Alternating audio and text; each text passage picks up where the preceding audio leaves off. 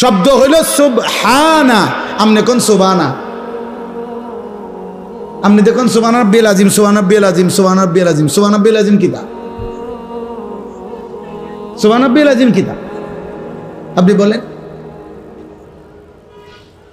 তো? আপনি এটা কি বললেন? আত্তাহিয়াতু লিল্লাহি ওয়াস সালাওয়াতু, আত্তাহিয়াতু না তো, আত্তাহিয়াতু। এটা তো হলকের মধ্যখান থেকে উচ্চারিত হইতে হবে। এই জন্য বন্ধু, আমি যারা সাধারণ শ্রেণী মাদ্রাসায় পড়েন নাই, আপনাদেরকে উদাত্ত আহ্বান জানাচ্ছি, আপনাদের এটা বোঝা উচিত।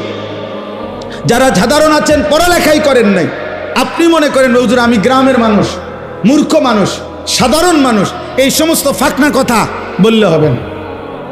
এসব সিহন কথা বাদ দেন। আপনি যে গ্রামের মানুষ, আপনি খানা বন্ধ করছেন নি? কথা বলেন না কেন?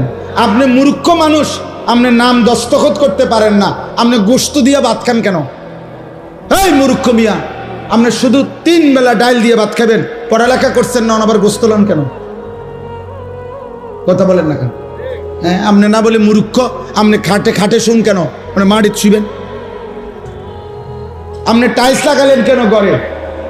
আপনি যে দুনিয়া ভোগ করতেছেন সব সমান সমান, আর আপনি আখিরাতের কথা বললেই আমি মূর্খ মানুষ, আমি অশিক্ষিত মানুষ। আর তো বাংলা অক্ষরের সাথে আরবি কোরআনের কি সম্পর্ক?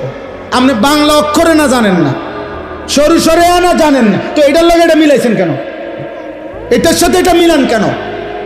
অতএব আল্লাহর কোরআন শিখা, আল্লাহর কোরআন ঠিকা, দিন শিখা, প্রয়োজন পরিমাণ কোরআন সুন্নাহ, হালাল হারাম, জায়েজ না জায়েজ, করণীয় বর্জনীয়, আমার ঘর, আমার ব্যক্তি, আমার স্ত্রী, আমার সংসার, আমার উপার্জন, আমার বাজার, আমার ব্যবসা, আমার লেনদেন, আমার 24 ঘন্টার কর্মকাণ্ডের মধ্যে কোনটা হালাল, কোনটা হারাম, কোনটা আমার করণীয়, কোনটা আমার বর্জনীয়। খোদার কসম, আপনি মাদ্রাসায় পড়েন, স্কুলে পড়েন, কলেজে পড়েন, ইউনিভার্সিটিতে পড়েন, মূর্খ থাকেন, বকলম হন, গ্রামের হন, শহরের হন, সম্পদশালী হন, গরিব হন, প্রত্যেকের জন্য ফরজে আইন, বাধ্যতামূলক, বাধ্যতামূলক, বাধ্যতামূলক।